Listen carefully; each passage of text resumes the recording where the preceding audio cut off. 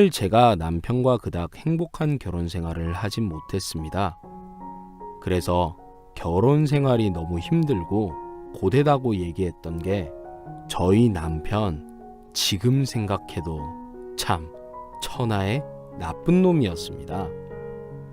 돈도 쥐똥만큼 벌어오면서 그놈의 가장 타령은 어찌나 해대던지 맨날 입만 열면 가장거려서 저는 가지도 안 먹을 정도로 가라는 말에 학을 떼는 사람입니다. 한마디로 보수적이고 가부장적인 남자 중에서도 끝판왕이었습니다. 지금 생각해보면 남편은 참 대접받는 걸 좋아하는 사람이었습니다. 처음 저랑 손을 보는 자리에서도 저는 여자가 돈 버는 거 딱 질색인 사람입니다. 그냥 집에서 조용히 내조 잘 하고 애들 잘 키우고 신랑 밥 잘 챙겨주고 집안일 잘 하고 그런 사람이 딱입니다. 근데 선영씨 얼굴을 보니 살림 잘하게 생겼네요. 완전 제 스타일입니다. 라면서 제게 적극적으로 대시를 하더라고요. 제가 그런 대시를 처음 받아보니 그 사람 말을 듣고 심장이 쿵 하고 떨어졌습니다. 사실 제가 이런 말 하기 쑥스럽지만 그때 당시 남편 외에 남자를 만난 적이 없었거든요. 그런 이 남자가 하는 말에 순진하게도 홀라당 넘어갈 수밖에 없었죠. 그때 그 사람의 적극적인 모습에 설렜던 건 사실이지만 이렇게 빨리 결혼을 하게 될 거라고는 상상도 못했네요. 원래 결혼이 다 그런 것인지 저희 두 사람은 만난 지 3번 만에 결혼을 했고 주변에 물어보니 다들 그렇게 한다면서 제가 전혀 이상한 게 아니라고 하더라고요. 심지어 제 친구는 처음 만난 그날 결혼을 약속했다면서 제게 야, 너 정도면 양호한 거야. 만날 사람은 어디서든 만나게 돼 있어. 연애 길어서 뭐해? 결혼하고 나서도 연애 느낌 내면서 신혼 보내면 그게 연애지 뭐. 난 사람들한테 우리 한 번 만나고 결혼했다고 말하면 다 깜짝 놀래는데 보란듯이 잘 살고 있잖아. 너랑 너네 신랑도 그럴지 누가 알아? 그냥 신랑이 허튼 짓 안 하고 너도 조용조용 살아가면서 서로 맞춰가면 큰 문제 없이 살 수 있어. 라고 하더군요. 허튼 짓? 허튼 짓이랄 게 뭐가 있어? 설마 바람 이런 거 말하는 거야? 야, 그런 말은 하지도 마.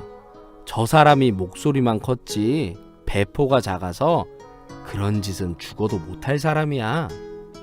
자기 입으로 그러더라. 자기는 겁이 많아서 뭐든 다 조심스럽고 돌다리도 두들겨보고 건너는 스타일이래.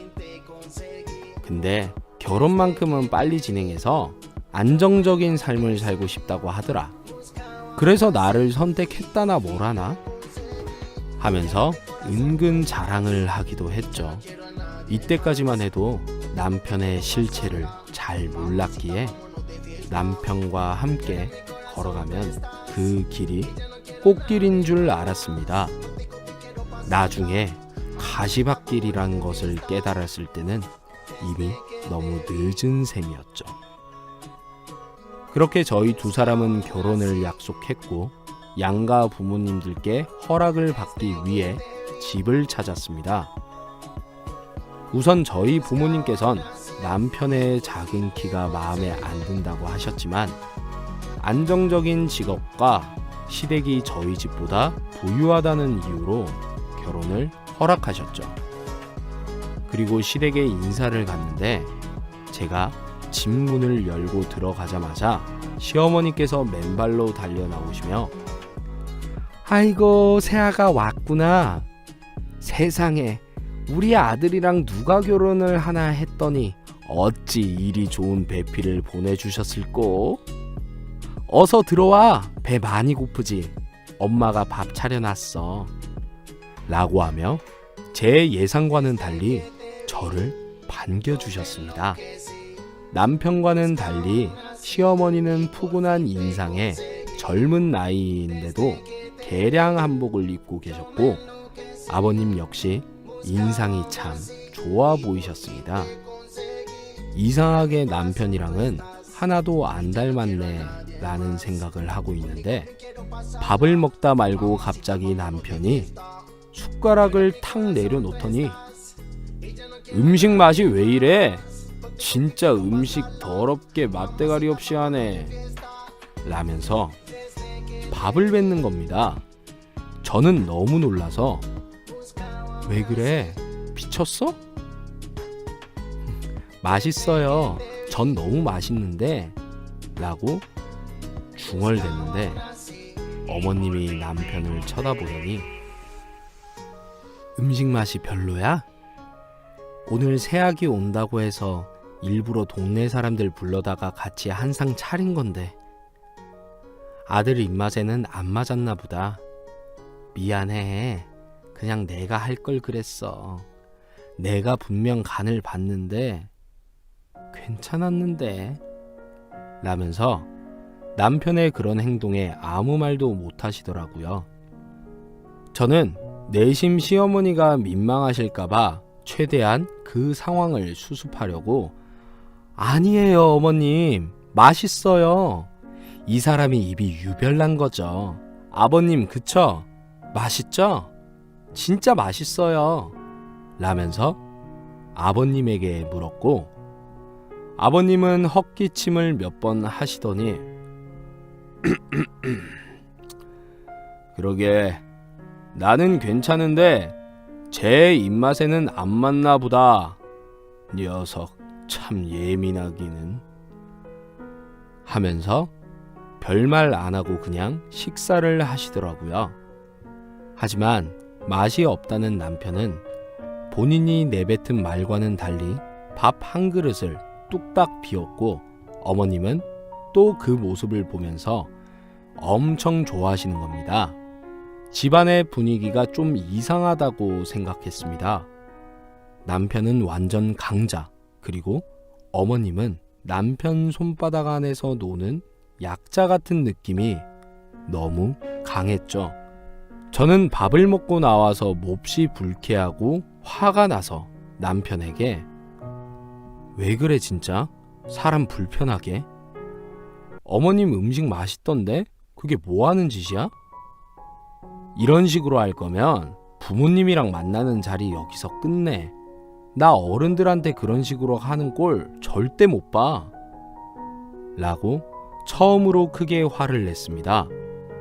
남편은 제 말에 화가 났는지 주머니에 손을 넣고 발로 앞에 있는 돌을 툭툭 차더니 아 진짜 짜증나네. 네가 뭘 알아? 그냥 내가 맛없다면 맛없는 거지. 너도 진짜 이런 식으로 음식 하기만 해봐. 나 진짜 싹 다 갖다 버릴 거야. 라면서 주먹으로 벽을 치더라고요. 지금이었으면 당연히 결혼을 물리고 도망쳤을 거예요. 하지만 그때 당시에는 무슨 큰일이 있지 않는 한 양가 부모님까지 뵌 상태에서 결혼을 쉽게 물을 수도 없었어요. 또 그 모습을 보니 제가 모르는 일이 이 집에서 일어났던 게 아닐까라는 생각에 혹시 몰라 주선해주신 분에게도 물었지만 가족 간의 문제는 전혀 없는 집안이라고 하더라고요. 너무 인품이 좋으시고 옛날 시어머니답지 않게 제 손에 물 한 방울 안 묻히게 하시는 어머님에게 남편은 왜 저렇게 막대하는지 저는 좀처럼 이해할 수가 없었습니다. 하지만 그런 생각을 할 시간조차 없었던 것이 결혼식이 너무 후다닥 진행이 돼서 어느새 정신을 차리니 제가 아빠 손을 잡고 입장을 하고 있더라고요. 정말 결혼 준비가 그렇게 후다닥 순식간에 진행되는 줄 몰랐고 결혼을 하고 나서 제주도로 신혼여행을 다녀왔는데 그 시간도 정말 금방 가더라고요. 저는 남편과 결혼을 하면서부터 남편의 바람대로 일을 관두고 전업주부가 됐고 처음에 하던 일을 안 하니까 너무 불안해서 이렇게 쉬어도 되나 싶을 생각이 들었습니다. 하지만 남편은 전업주부면 주부답게 애도 낳고 하는 게 본인의 역할 아니야? 빨리 애나 갖자 라면서 하루도 저를 가만히 두지 않았고 그렇게 저희 부부는 결혼 3개월 만에 임신에 성공했습니다. 소식을 들은 엄마는 아이고 뭐가 그리 급해서 벌써 애를 가졌길 좀 쉬엄쉬엄 해도 되는걸 애 낳으면 되돌리고 싶어도 못 되돌려 김서방이 승질이 무지 급하네 아니면 우리 딸을 너무 좋아하는 건가? 라면서 웃으며 얘기하셨고 저 빼고 모든 식구들이 전부 좋아하는 것을 보니 임신하길 잘했다라는 착각이 들기도 했습니다. 그런데 하루가 다르게 배가 불러와서 이상하다는 생각이 들었는데 세상에 쌍둥이를 임신했더라고요. 집안에는 경사가 났다면서 너무 좋아하셨고 저는 결국 자연분만이 아닌 수술대에 올라 제왕절개 끝에 아들 쌍둥이를 낳았습니다. 제 출산 소식을 듣고 가장 먼저 달려오신 건 다름 아닌 시어머니셨습니다. 아이고 세아가 너무 고생했다. 너무 고생했어. 이렇게 떡두꺼비 같은 아들을 둘씩이나 낳고 진짜 너무너무 고생했다. 나 이제 살아생전 소원이라는 게 없어. 내가 살다 손주를 다 품에 안아보다니.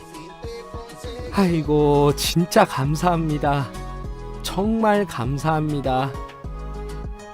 라면서 제 손을 붙잡고는 한참을 놔주지 않으셨습니다. 그리고 가장 비싼 저녁으로 미역국을 끓여주셨습니다. 아직도 그 미역국 맛이 잊혀지지 않을 정도로 정말 맛있었는데요. 남들은 제왕절개하면 후유증이 오래 간다고 하는데 저는 시어머니의 지극정성으로 금방 훌훌 털어내고 몸조리를 할 수 있었답니다. 그 후로 태어나서 처음으로 육아라는 걸 시작했습니다. 남편도 없이 혼자 아이들을 키운다는 건 정말 보통 일이 아니었습니다. 밥은커녕 잠도 제대로 못 자고 게다가 한 아이 육아하는 것도 힘든데 쌍둥이 남자애 둘이다 보니 정말 밥을 먹을 새가 없었습니다. 잠도 못 자고 밥도 못 먹고 정말 그때 당시 제 모습을 돌이켜보면 페인이 따로 없었습니다. 남편은 본인이 돈을 벌어온다는 이유로 육아와 집안일에는 일절 손대지도 않았는데요. 집에 와서 아이를 안는 것조차 귀찮아했습니다. 남편이 완전 꼴초라 아이를 안는 것 자체가 저도 너무 찝찝했고 오히려 건들지 않는 게 낫다 생각도 많이 했답니다. 그러니 당연히 아이들은 남편이 안기만 해도 무조건 울어버리는 수준이 되고 말았죠. 보통 다른 집은 남편이 애를 못 보면 잘 놀아주기라도 하던데 저희 애들은 돌이 지나서도 아빠라는 말을 할 줄 몰랐습니다. 그래서 그런지 남편도 자기 자식들을 더 찾지도 않는 것 같더라고요. 대신 시어머니가 자주 저희 집에 오셔서 그런지 할미라는 말은 입에 닳도록 하는 아이들이었죠. 그날도 남편이 야근을 마치고 집에 돌아와서 문을 열었는데 어머님이 아이를 봐주시다가 시간이 늦었다며 집에 가시려고 짐을 싸고 있을 때였습니다. 남편은 어머님을 보자마자 뭐야, 왜 여기 있어? 라면서 괜히 승질을 내더라고요. 저는 그 모습을 보고 화가 나서 당신이 애 보는 걸 안 도와주니까 어머님까지 오셔서 고생하시잖아. 당신이 애만 잘 봐줬어도 어머님이 고생 안 하시지. 라면서 어머니를 두둔하고 남편에게 화를 냈습니다. 어머님은 아이고 됐다 새아가. 이게 뭐 어려운 거라고 그래. 나도 손주 보면 좋지. 나 이만 가볼 테니까 밥 꼭 잘 챙겨 먹고 반찬 다 먹었으면 씻어 놓지 마. 그냥 냅둬. 너 고생할라.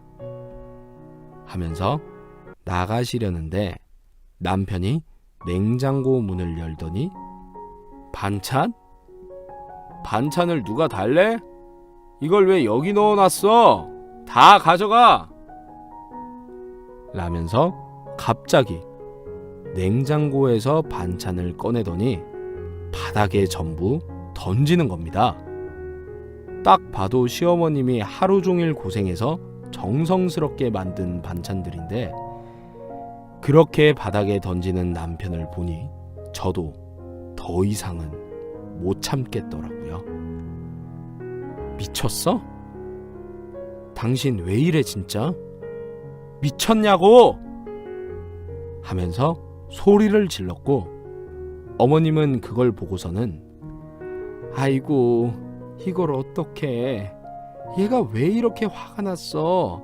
반찬 좀 해온 거 가지고. 이렇게 승질을 내면 어떡해.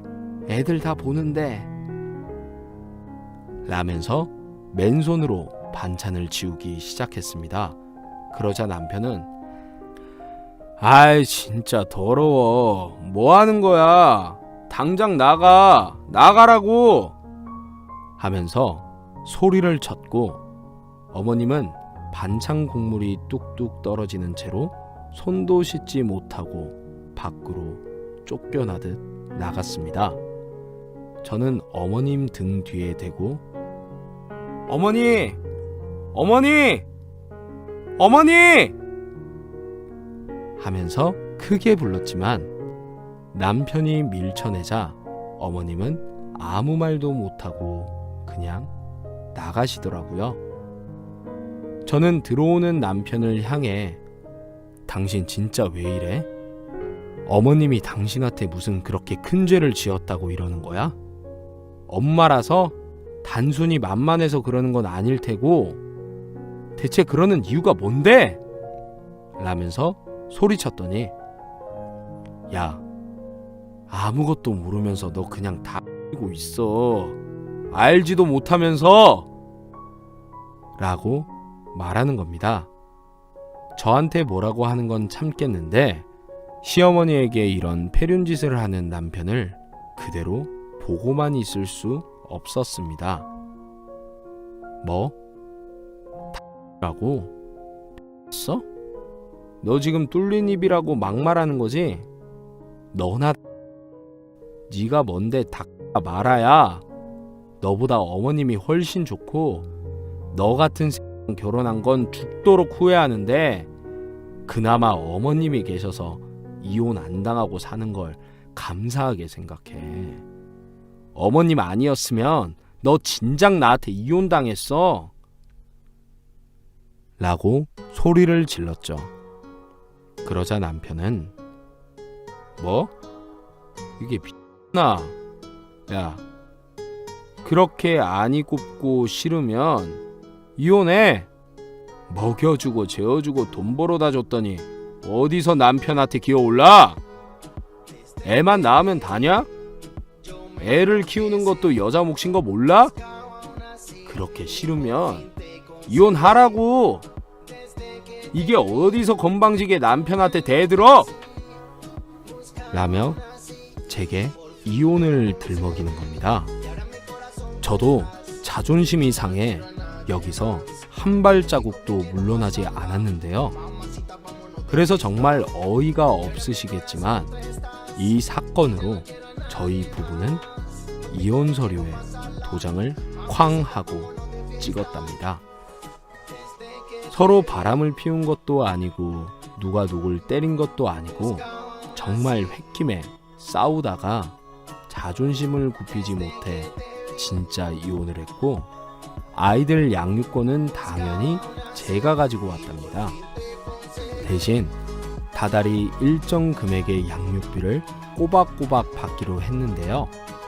이때 당시가 제가 결혼을 한 지 2년이 채 안 되던 때였습니다.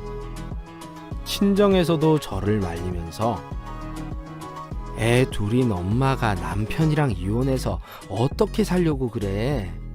그냥 잘못했다고 하고 다시 합쳐. 왜 이렇게 고집을 피우기를? 하면서 저보고 남편에게 가서 사과하라고 했고, 어머님도 찾아오셔서 나 때문에 이게 무슨 일이야. 세아가 이러지 말어. 응? 나는 괜찮아. 진짜 괜찮아. 그러니까 제발 이렇게 갈라서지 말고 얘기를 다시 잘 해봐. 아들이 나쁜 애가 아니라는 거 네가 제일 잘 알잖아. 그러니까 미안하다고 하면 금방 다시 사이 좋아질 거야. 얼른 사과하고 다시 예전처럼 잘 지내봐. 응? 하면서 제게 사과를 하라고 하더라고요. 저는 너무 화가 나서 왜 다들 저한테만 사과하라고 하세요? 제가 잘못한 게 뭔데요? 잘못한 것도 없는데 왜 사과를 해야 되는지도 모르겠고, 설사 잘못을 했다 해도 사과할 마음도 없어요. 그러니까 어머님도 저 설득 그만하세요. 솔직히 저 결혼 생활 내내 남편이 좋아서 산 거 아니에요. 이런 말 웃길지 모르겠지만 진짜 어머님 때문에 버텼어요. 어머님이 싸주시는 반찬, 아이 봐주시는 거, 저 대신 집안일 해주시는 거, 그런 거 아니었으면 저 진짜 죽었을지도 몰라요. 근데요, 어머니, 저 진짜 어머니랑은 헤어지기 싫은데요. 그 사람이랑은 더는 못 살겠어요. 그 사람 정말 너무 나쁜 사람이에요.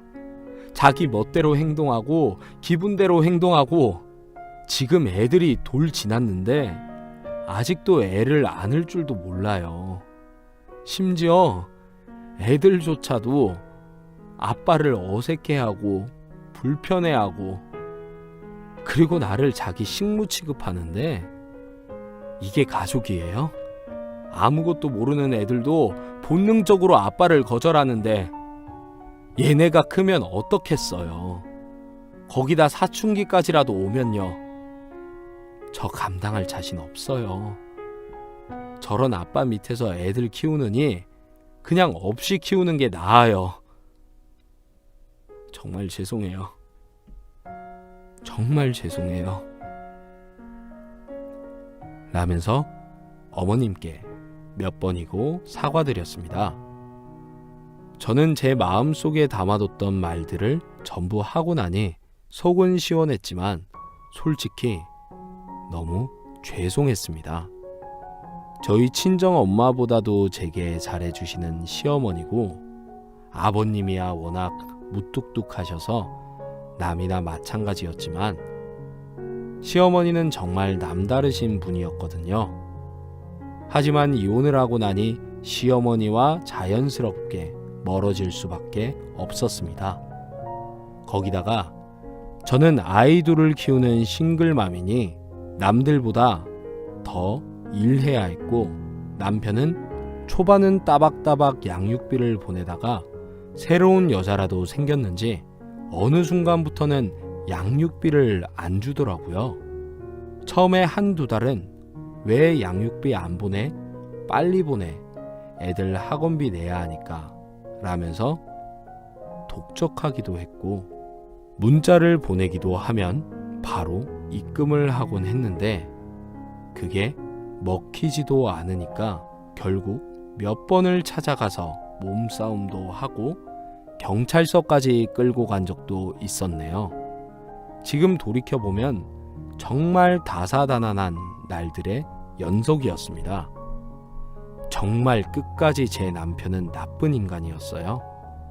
그래도 참 다행인 것은 아이들이 이런 상황 속에서도 잘 자랐다는 점입니다. 솔직히 아들 키우다 보면 어렸을 때 친구들이랑 한 번씩 주먹 다짐도 하고 사춘기 때 이런저런 사고도 치고 하지만 우리 아이들은 정말 말썽 한 번 없이 착하게 컸습니다. 아빠 없이 자랐는데도 정말 그늘진 곳 없이 늘 씩씩하고 밝게 자라주었지요. 공부도 꽤 잘했고 지희 아빠와는 달리 욱하는 성격도 전혀 없어서 차분한 것이 꼭 딸 둘을 키우는 것 같았습니다. 때로는 전쟁 같은 시간도 있었고 때로는 평온한 날들도 있었지만 그래도 사람이 죽으라는 법은 없다고 어떻게든 살아는 지더라고요. 그렇게 저는 아들 둘을 멋진 성인으로 키워냈고 한 놈은 경영학과를 그리고 또 한 놈은 선생님이 되겠다면서 임용고시를 준비하겠다고 하는 겁니다. 그렇게 두 놈 다 대학을 다니다가 군대까지 보냈네요. 정말 그 시간들이 어떻게 흘러갔는지 모르겠습니다. 아들 둘을 양옆에 끼고 입대 사진을 보면서 참 내가 자식 하나는 잘 키웠네 라는 생각을 하곤 하는데 그럴 때마다 제 마음속에 생각나는 사람은 바로 시어머니였습니다. 남편과 이혼을 한 지 20년이 넘었고 시어머니와 연락할 일이 없었는데 문득 시어머니가 보고 싶고 생각날 때가 있었지만 연락을 하는 건 예의가 아닌 것 같아 계속 참아오기만 했었죠. 그런데 이상하게 그날은 너무 생각이 나서 혹시나 번호가 바뀌었을지 모르겠지만 저는 시어머니에게 문자를 하나 남겼습니다. 안녕하세요. 저 선영이에요. 이렇게 연락을 드리는 게 맞는지 모르겠어요. 애들이 어릴 때는 가끔 사진도 보내드리고 했는데 먹고 사는 게 바쁘다 보니 그것마저 해드리지 못했네요. 두 아들은 얼마 전 군대를 갔어요. 나라를 지키는 씩씩한 군인이 됐고 건강하게 잘 지내다 돌아오겠다고 합니다. 가끔 연락도 하고 그러는데 군대가 체질인 것 같아요. 어머님도 건강하시죠? 직접 찾아뵙고 인사드리지 못해서 죄송해요. 하지만 늘 감사하는 마음을 갖고 있습니다. 건강하시고 항상 행복하세요 라고 몇 번이나 썼다 지웠다 하다가 결국 전송 버튼을 눌렀네요. 하지만 어머님에게는 답장이 오질 않았습니다. 차라리 마음이 편하더군요. 번호가 바뀌었을 수도 있다는 생각도 했고 그냥 일부러 답장을 안 할 수도 있다는 생각을 했죠. 그렇게 1년 정도 시간이 흘렸을 무렵 저녁을 먹고 있는데 전화가 울리더라고요. 그런데 뜨는 번호를 보고 정말 놀랐습니다. 발신자는 다름 아닌 시어머니였죠. 저는 전화를 바로 받아 어머니, 어쩐 일이세요? 라며 반갑게 맞았습니다. 그래, 선아야, 잘 지내지? 내가 연락을 못해서 미안해 라면서 받자마자 바로 사과를 하시더라고요. 아니에요, 무슨 소리예요? 괜찮습니다. 근데 어쩐 일이세요? 무슨 일 있으세요? 라고 바로 용건을 물었는데 한참을 아무 말도 못 하시더라고요. 원래도 부탁 같은 걸 잘 못 하시기도 하고 남한테 입 바른 말도 못 하시는 분이라 저는 바로 눈치를 채고 어머님, 시간 되시면 내일 점심때 잠깐 식사라도 하실까요? 저 요즘 시간 많아요. 애들도 없고 심심해 죽겠어요. 같이 점심이나 먹어요. 라면서 어머님께 만남을 요청했죠. 어머님은 그래도 될까? 그래, 오랜만에 얼굴이나 보자꾸나. 라며 바로 제안을 받아들이셨고 그렇게 저희 두 사람은 20여 년 만에 다시 만나게 됐습니다. 어머님이 저를 기다리고 계신 곳은 저희 동네의 작은 한식당이었습니다. 룸으로 된 조용한 방이었고 제가 20분 정도 일찍 왔음에도 어머님은 먼저 도착해서 저를 기다리고 계시더라고요. 그렇게 20년 만에 어머님을 보자마자 저는 바로 눈물이 터져버렸습니다. 어머니, 왜 이렇게 늙고 야위었어요? 얼굴이 너무 안 좋으세요. 저 진짜 너무 죄송해요. 제가 연락이라도 드렸어야 됐는데 먹고 살기 바쁘단 이유로 어머님을 너무 외면하고 살았어요. 어머니, 죄송해요. 라면서 어머님의 손을 붙잡고 만나자마자 펑펑 울었네요. 그렇게 제가 계속 우는 동안 어머님은 저를 계속 안아주시며 위로해 주셨고 제가 진정이 되니 그제서야 입을 여섰습니다. 얼굴이 많이 안 좋지? 참, 너랑 안 보고 산 지도 20년이 넘었구나. 근데 넌 참 여전히 예쁘고 고와. 네가 처음 우리 집에 인사 왔을 때부터 난 네가 참 좋았어. 내가 낯을 가리고 숫기가 없는데 너를 처음 본 그 순간에는 어찌나 기분이 좋던지 맨발로 달려나갔던 게 아직도 기억이 난다. 라면서 옛날 얘기를 꺼내시더라고요. 그러게요. 저도 남편과의 결혼 생활은 너무 힘들었지만 어머님이 계셔서 버틸 수 있었어요. 근데 어머님은 너무 야위셨네요. 어디 아프시거나 그런 건 아니시죠? 라고 물었더니 아무 말도 안 하고 그냥 씁쓸한 웃음을 지으시더라고요. 그러더니 고개를 푹 숙이면서 얼마 전에 네 시애비가 사고로 먼저 하늘나라로 갔어. 무뚝뚝해도 참 좋은 사람이었는데 그렇게 내가 술 먹고 운전하지 말라고 몇 번이나 얘기했는데 그 버릇 겨우 고쳐놨더니 운이 나쁘게도 음주운전한 차량이랑 사고가 나서 그렇게 허망하게 가버렸지 뭐야. 이렇게 죽을 줄 알았으면 그 좋아하는 술이나 실컷 먹으라고 할걸. 너무 미안하고 후회되고 그러네. 참 사람 그래도 그런 거 치고는 참 오래 살았어. 그치?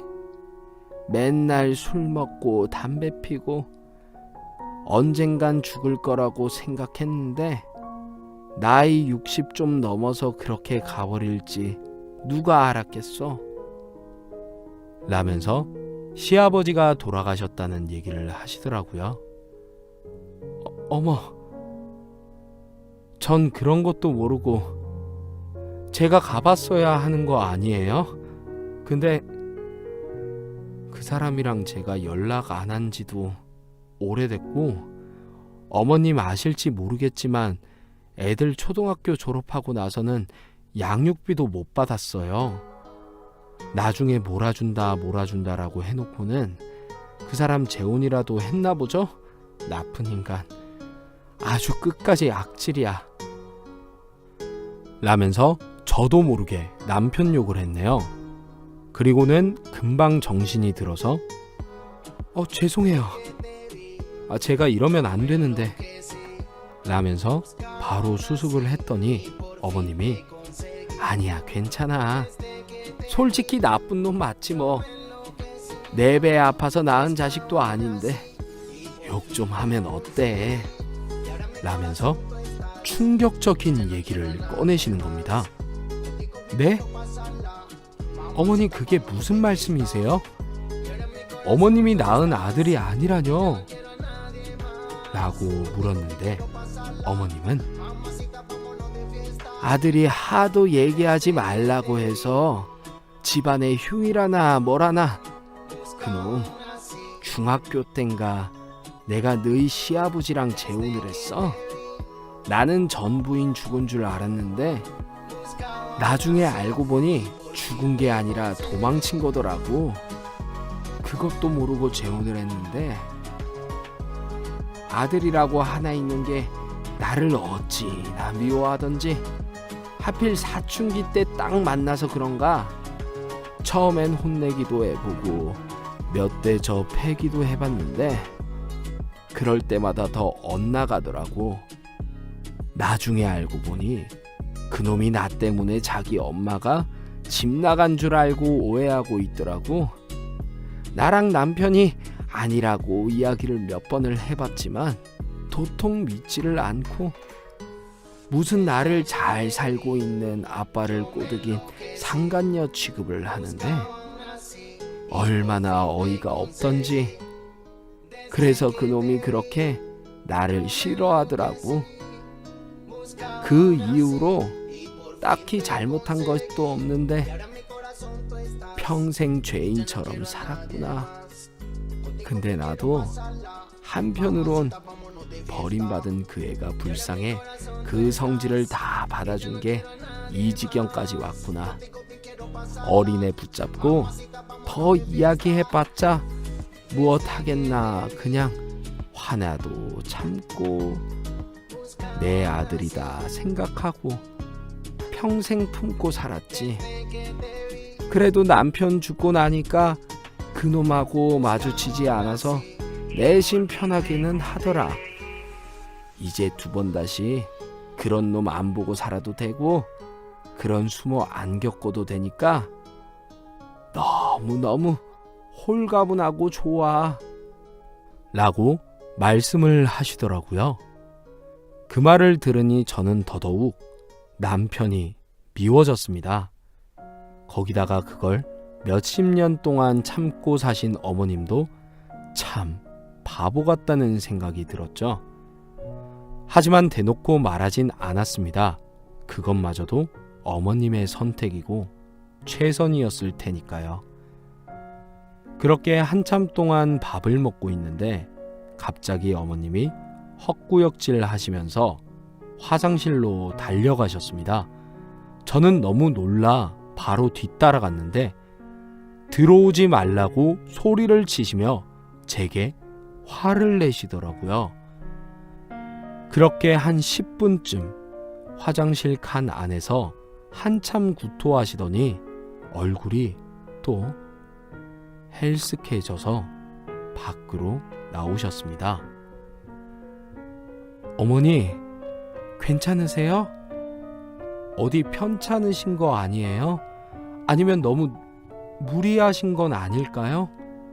라고 물었는데 어머님이 그 자리에 털썩 주저앉으시더니 선아야, 미안하다.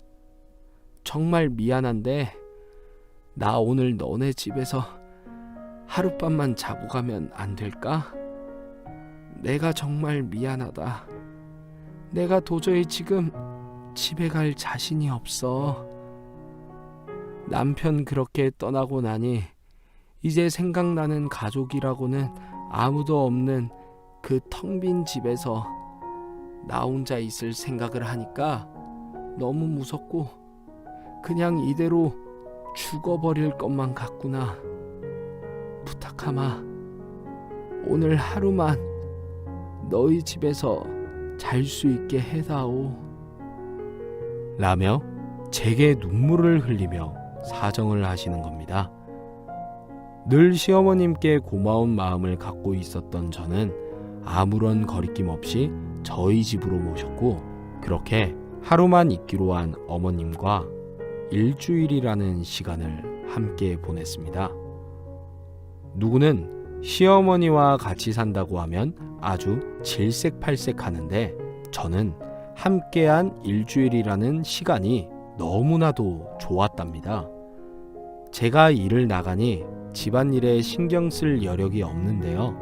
그래서 대신 어머님이 제가 일하는 동안 집안 청소도 해주시고, 화장실 청소도 해주시고, 반찬도 해주시고, 한시도 쉬지 않고 계속 움직이며 일을 하셨습니다.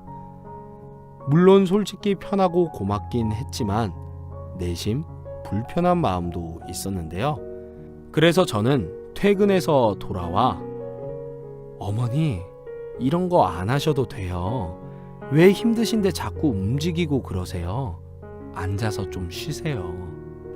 어머니 편히 있으라고 모신 거지 집안일 시키려고 모시는 거 아니에요. 라고 말씀드렸지만, 밥값은 해야지. 나도 눈치라는 게 있어. 이제 나가야 할 때인데 내가 자꾸 눌러붙어 앉아 있으니 너도 불편하잖아. 근데 말이다, 선아야. 너만 괜찮으면 우리 같이 사는 거 어떨까? 내가 월세도 따박따박 내고 냉장고도 항상 가득 채워 놓으마. 집안 청소도 내가 다 하고 정말 네가 하라는 대로 할 테니까 나 지금처럼 이 집에서 살면 안 될까?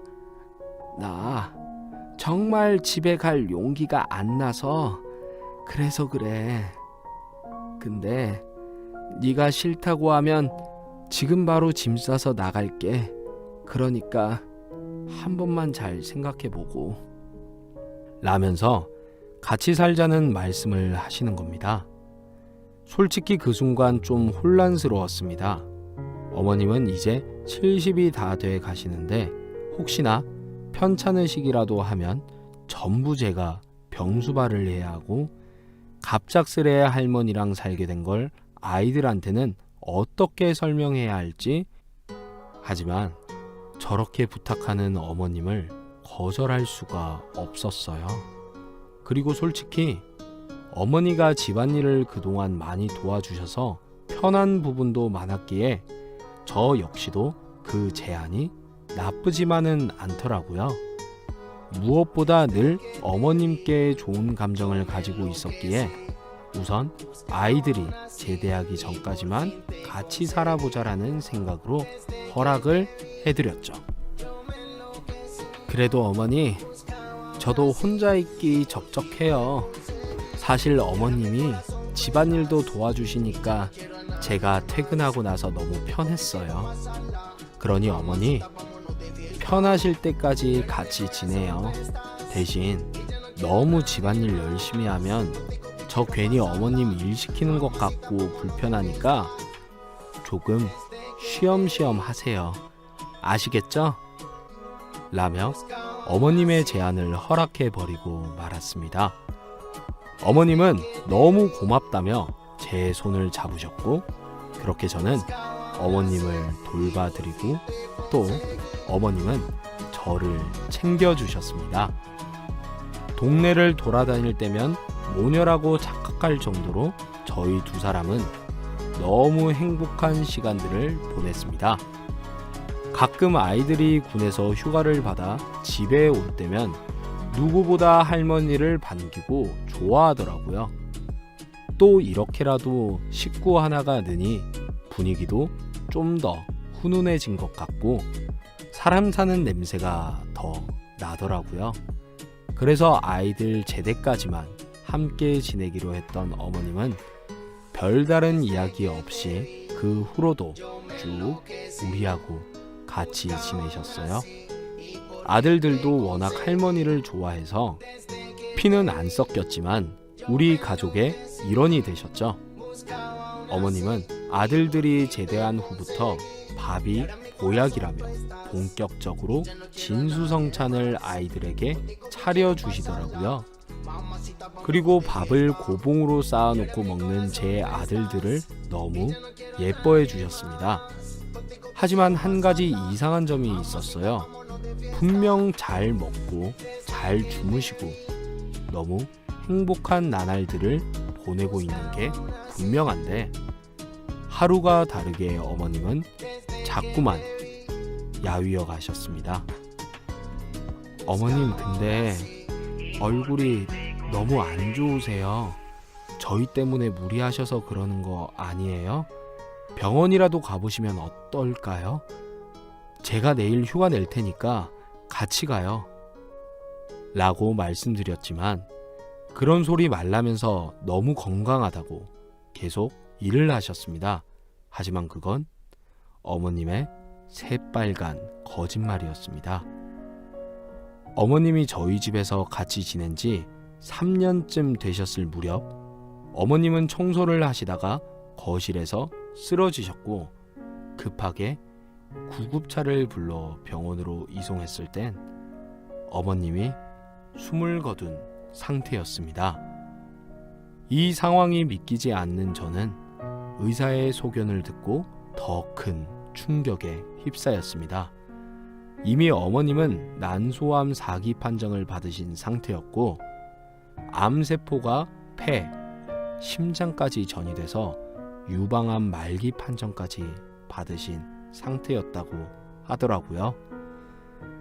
3년 전 저를 만났던 그때 항암 치료를 2번이나 받은 상태였는데 머리가 전부 빠져서 가발을 쓰고 나오셨다는 걸 전 그땐 알지 못했습니다.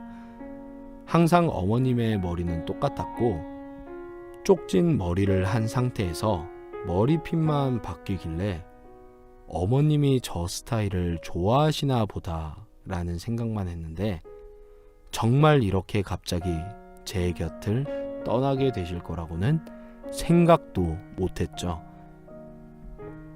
그렇게 허망하게 어머니를 보내고 나니 진짜 제가 너무 바보 같고 살아서 뭐하나 싶은 마음이 들었습니다.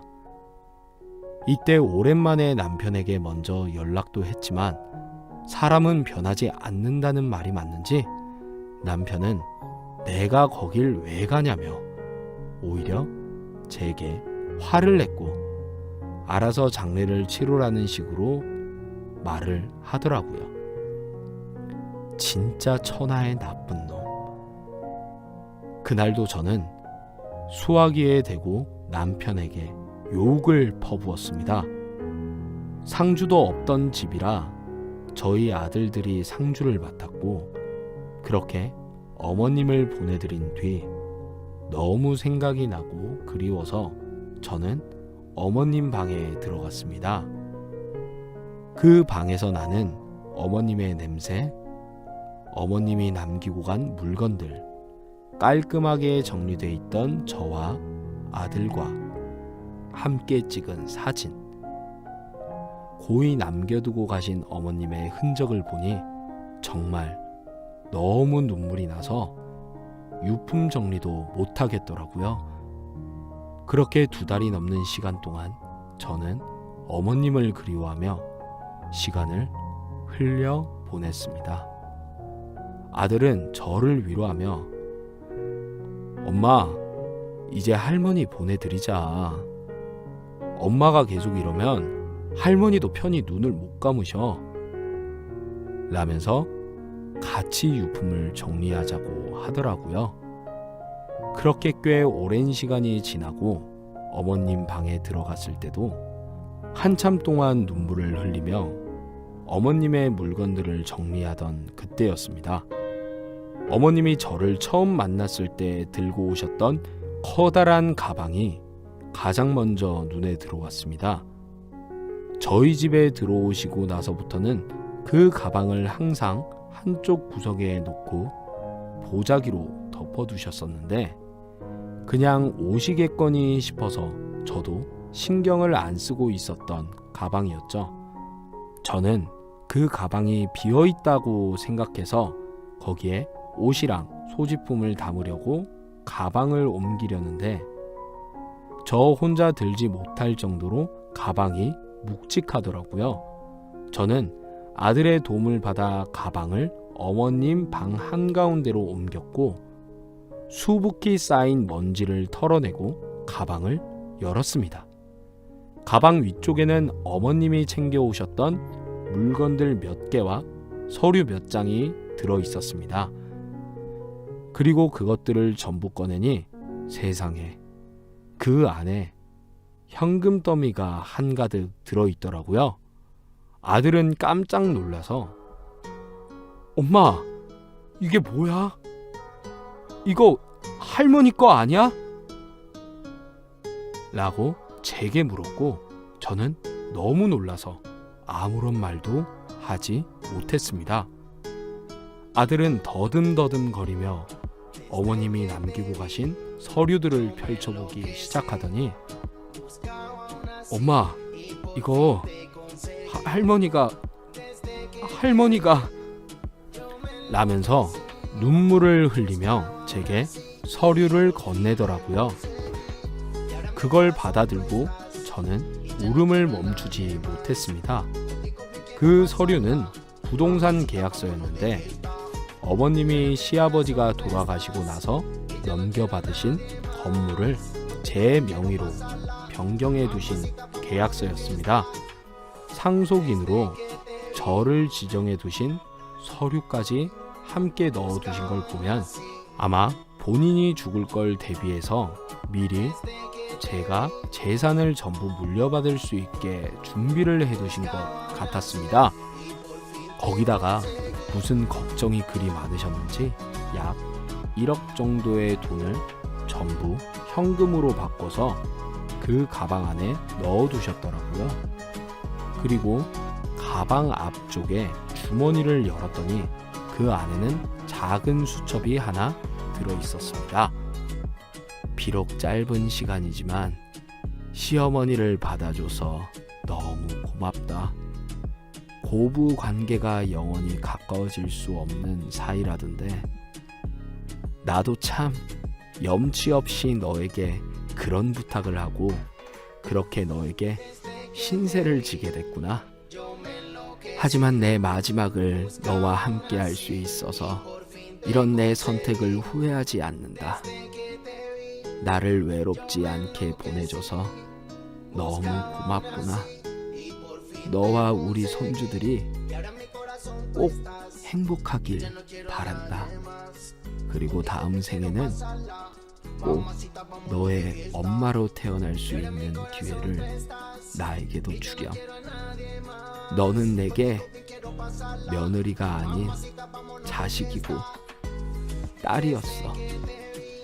사랑하고 그동안 정말 고마웠다. 라고 적힌 자필 편지가 적혀 있었습니다. 저는 돈보다 그 수첩에 쓰인 편지를 읽고 그 자리에서 소리를 내며 오열했습니다. 이렇게 가실 거면 언질이라도 해주시지.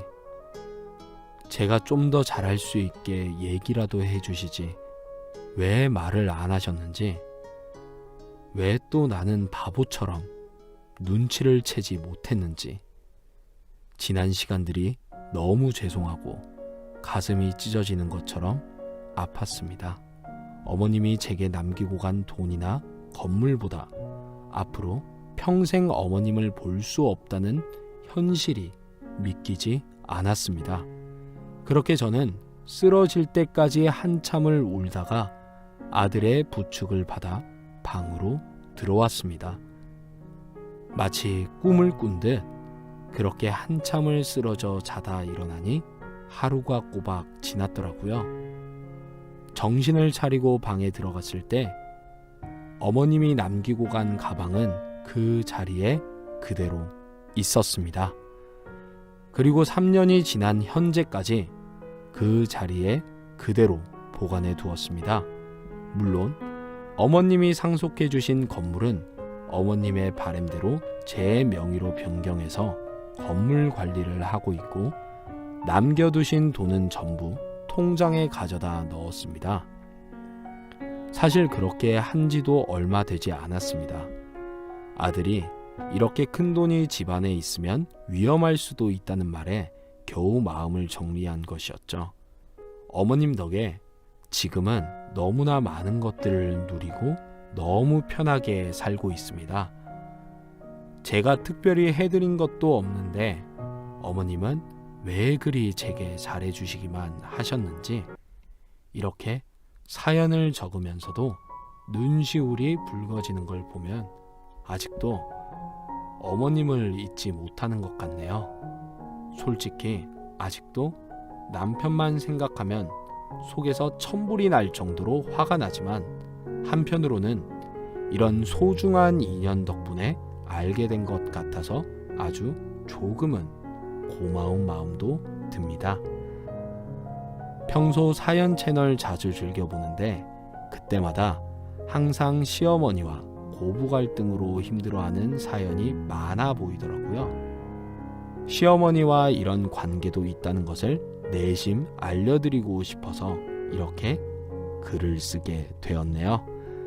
돌이켜보면 제가 남편 복은 없지만 누구보다 시어머니 복은 많은 여자인 것 같더라고요.